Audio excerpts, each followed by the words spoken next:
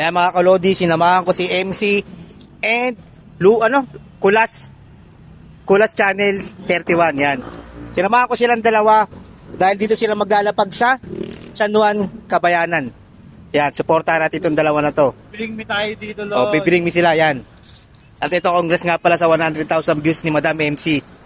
Pati si Aris, sikat na ngayon yan. Galing ni Lodi, ka na. Ay, meron ka agad. Nag-aamang ka talaga, no? Galing ni Lodi.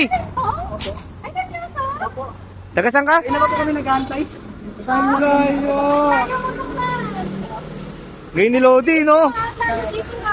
Kaya naman nakatupunta dito, eh. Ano ba kami nag-aabang mamalas yun? Ayan, no, mga kuwari kong tunay.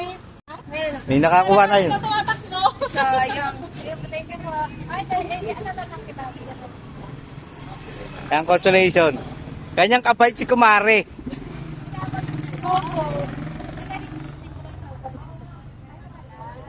Ayan mga Lodi, si Kulas Channel 31 and Madam MC. Si Kumare natin, nakuha na yung pinag-dreaming niya kanina. Ngayon kay Boss Aris naman.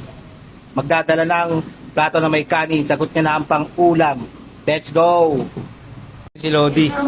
Ay yung kasama sa kay Aris. Pati kay Mare. Ano ang gagawin? Aka na. Para lahat kayo.